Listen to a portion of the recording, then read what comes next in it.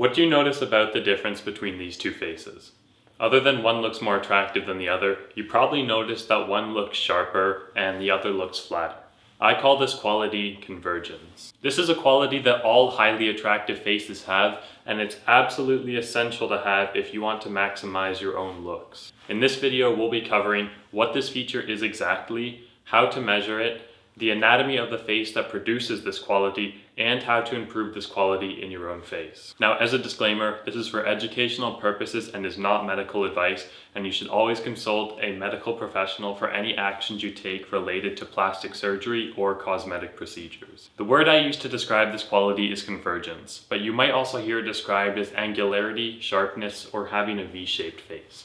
Some faces look sharp because the eyes, midface, cheeks, jaw, and mouth corners create a visual taper towards the center and lower part of the face. This is not one feature. It's a pattern created by multiple measurements and anatomical structures all working together. And since the effect is qualitative, the best way to identify it is by asking yourself questions like, do the features of a face point downwards towards the center? Does the face look sharp and angular? Does the face look three-dimensional or does it look flat? Subconsciously, everyone is able to identify this feature, but to become aware of it, we need to learn how to notice it. Now, the good news is that this quality is made up of smaller parts which can be identified and measured. First, we need to know what qualities we're measuring, and there are 5 qualities. The first one is canthal tilt. This measures your tilt of your eyes from your medial canthus, which is the inner corner, to your lateral canthus. The second one is your mid-face convergence, also known as the ipsilateral alar angle. This measures the alignment of the features of the mid-face. Similarly, the third one is the jaw convergence, also known as the jaw frontal angle. This measures the slope of the jaw along the straight part as viewed from the front. The fourth one is commissurotilt and sharpness. This will tell you about the position and the shape of the mouth corners. And if you look at this example here, you'll see what sharp versus not sharp mouth corners look like. And the last one is the ogee curve and subzygomatic shadow. This will tell you about how projected and prominent your cheekbones are. Here's an example of strong cheekbones with a good OG curve, and here's an example of a weak OG curve. Now, if you want to compare your measurements to the ideal ranges, I've organized all of them into a database which you can access for free inside my school group, which is linked in the description. Each quality that contributes to facial convergence comes from a specific piece of anatomy, and those can be broken down into your bones and your soft tissue, and we'll go over each one of them. The first is going to be your cheekbone prominence, and that includes anterior, lateral, and the height of your cheekbones. Now, a very good example to demonstrate it is this pretty old case study in orthodontics. So basically, they have 2 identical twins. One of them had extraction orthodontics and the other one had expansion orthodontics. Now, the thing about extraction is that when you pull teeth, you actually cause bone atrophy, which means the bone of the jaw actually gets smaller. And when you do expansion, the bone gets bigger because you're literally pushing it apart. Now, if we look at the skull model here, you'll see the zygomatic bones, or cheekbones, which are these purple bones here, are directly connected to the maxilla, which is the upper jaw bone in the center of the face. So when your upper jaw is bigger, it's going to push the cheekbones outwards and make them more prominent. And when your upper jaw is smaller, it's going to retract the cheekbones inward and make them less prominent. And what you can see in this example is the twin that had expansion has more prominent cheekbones. And what more prominent cheekbones do is they change the gradients of the face to make them point inwards towards the mouth. Whereas the twin that had extraction has less prominent cheekbones, and so he doesn't have that gradient to create that taper towards the mouth, and that makes his face look less flat. So essentially, cheekbone prominence is going to contribute to how three-dimensional your face looks. And one other detail you might notice in regards to the lips is that the twin that had extraction has much less lip support compared to the twin that had expansion. And essentially what this is doing is making the lips look less seductive at rest. And we'll come back to this idea more a little bit later. The second bone is going to be your mandible, which is this beige colored bone here. This will include the projection, the slope of the mandible, and the projection of the mental process, which is this ridge at the front here, also known as the chin. Now, what the mandible will do is determine the size and the convergence of your jaw, and will also determine how forwardly projected it is, which will come from a combination of the chin and the length of the mandible body. And another thing the mandible will do is determine how much lower lip support you have, because the lower lips will be directly connected to the upper part of the mandible. And the third bone is going to be the maxilla, which is this yellow bone in the middle of the face, and this will include the width, the height, and the prominence. Now, the maxilla is a very important bone for facial aesthetics, especially when it comes to convergence. It will determine your mid-face convergence, your mid-face length, your face width to height ratio, which will tell you about how compact and dominant your face looks. It will determine your under-eye support, your mid-face projection, and your upper lip support, because the upper lip is going to be directly connected to the maxilla. And if we go back to that twin example that I showed earlier, we can see that on the twin that had extraction,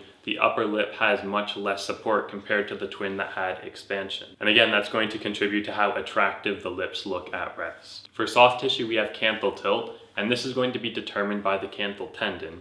And what it's going to do is determine whether your eyes point inwards at a positive angle or whether they point inwards at a negative angle. The next soft tissue is your mouth width, your commissuro sharpness, and your commissuro tilt. The width and the shape of your mouth will be determined primarily by your maxilla, but it can also be influenced by your facial muscles and your vermilion mucosa, which is the pink part of your lips. And overall, the shape of your mouth is going to determine how pleasant and seductive your mouth looks at rest. And the last bit for soft tissue is your facial leanness. Basically, having too much fat will mean that you have no convergence. And that's because the gradients that will determine how convergent your face looks, which will come from your bone structure, are going to be rounded out by the fat that's covering them up. And that's one of the reasons why facial transformations from weight loss can be so dramatic, because you're literally revealing all of the angularity of your bone structure that is being covered up by the fat that's on top of it. So, how do we get this quality in your own face? Before I list the solutions, I need you to understand this. You don't choose a solution because you want your face to look angular. You choose a solution because it directly targets the specific piece of anatomy that's causing your face to look less sharp. Now, I'm not telling you to do any of these, but I will be mapping them into the categories of Softmaxes, minimally invasive, and Hardmaxes, so that way you understand what exists and what anatomy each option targets. The higher you go on the list, the higher the cost, the risk, permanence, and the need for expert diagnosis becomes. So with that said, starting off with Softmaxes. The first one is going to be getting lean. And basically, like we showed before with the weight loss example, this is just going to reveal the angularity of your bone structure. Being lean is basically a requirement if you want to have facial convergence, because even if you have a perfectly shaped bone structure, if you have too much fat in your facial fat pads, it's just going to cover all of that up and it's going to round out the gradients. Another really good technique is makeup, specifically makeup around the eye area and the mouth corners. What makeup can do is make the mouth corners appear sharper. It can change the perceived mid-face height, the perceived eye spacing, it can change perceived canthal tilt, and it can change the contour and the prominence of your cheeks and your jaw. All of that can be done with just traditional makeup where you paint highlights and shadows on your face. But there's another even more advanced makeup technique where you use silicone prosthetics to increase the projection of your cheeks and your chin. And basically what that will do is create a much more vivid result in 3D space, but it does require more skill to do it. Skincare also contributes greatly to facial sharpness by removing the noise on the face. And what it does is it makes the facial planes appear more defined and gives more contrast between them. Now, without getting too deep into skincare, because that isn't really the point of this video, the most effective skincare options are going to be retinoids. And there's different options that exist, such as adapalene, tretinoin, trifarotene, and even more potent oral versions like isotretinoin. Facial hair can be used to add angularity directly by literally sculpting lines along your cheeks and your jaw to make them look sharper and more prominent. Now, moving on, we have minimally invasive. The options placed in this section I placed here because they require oversight from a medical professional, but they don't qualify as surgery. So the first option is going to be maxillary skeletal expansion. And basically what this does is it splits the upper jaw along the mid-palatal suture and it pushes the two edges apart in order to increase the width of the upper jaw. You may also hear this under different names online like MARP, FME, and MSE, and they all mean a little bit different things, but they're basically talking about maxillary expansion. Now what this does is it increases the width of your midface, and it can also increase your cheek projection, and it can also increase your mouth width in some cases, although the effect is much more moderate. Now, I will say that maxillary skeletal expansion does have some risk with it, particularly asymmetry, which is a pretty major risk. Now, one more point about maxillary skeletal expansion is that it is a relatively new treatment, which means that there's not going to be a lot of qualified providers. And because of that, the supply is going to be lower, which means that the price is going to be higher. And in some cases, I've heard people have been quoted for MSE in a similar price range as something like a jaw surgery. But when it goes well, it can look very good. PDO threads, also known as collagen threads, can increase tension, particularly in the skin around the eyes, and this can help contribute to a more angular appearance of the soft tissue. Now, Accutane, which we mentioned briefly before, is a more intensive skincare option for treating acne. Now, the reason why I put it here is because Accutane does require medical oversight. However, Accutane does have a really high success rate and a low relapse rate, so that makes it very good for treating persistent inflammatory acne. And like we said before, having clearer skin is going to reduce noise in the face, which is going to increase contrast between the facial planes. An even more advanced skincare technique is called laser resurfacing, or CO2 lasering. And basically what it does is it eliminates all imperfections in the skin. However, it does take a couple of weeks to slowly recover from.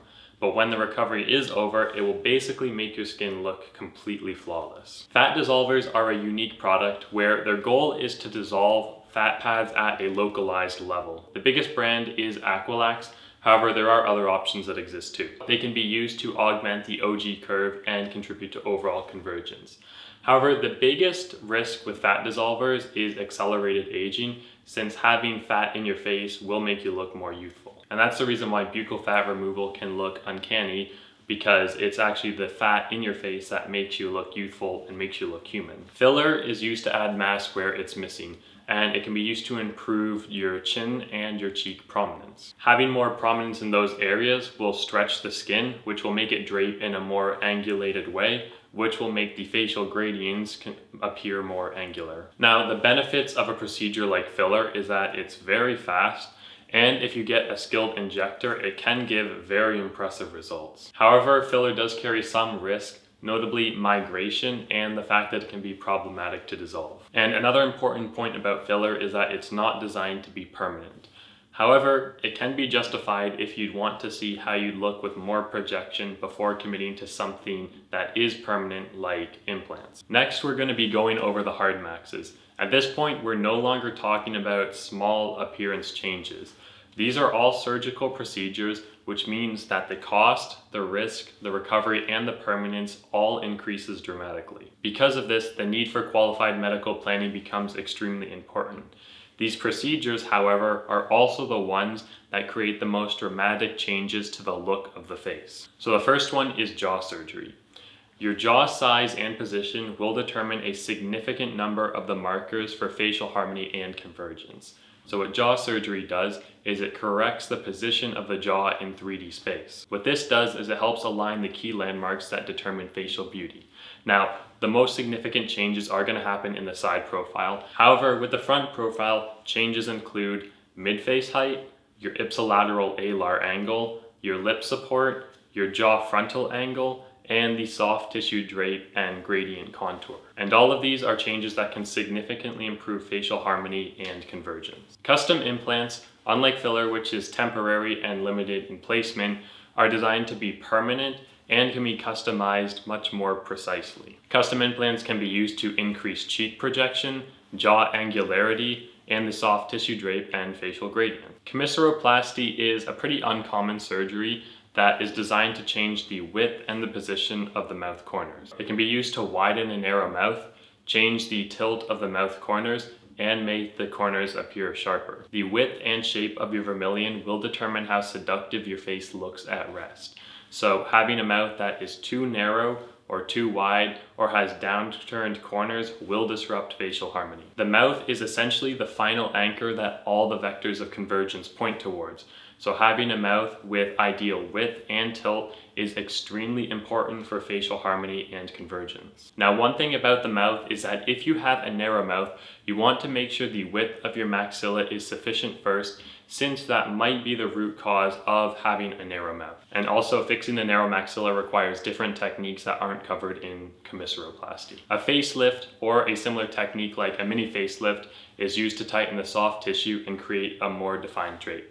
And it's typically done when your soft tissue starts to sag with age. A canthoplasty, or a similar procedure like canthopexy, is designed to fix the tilt of your eyes. And again, this will contribute to that positive tilt of the face, which contributes to a more appealing convergence. The most advanced example of this principle is orbital box osteotomy.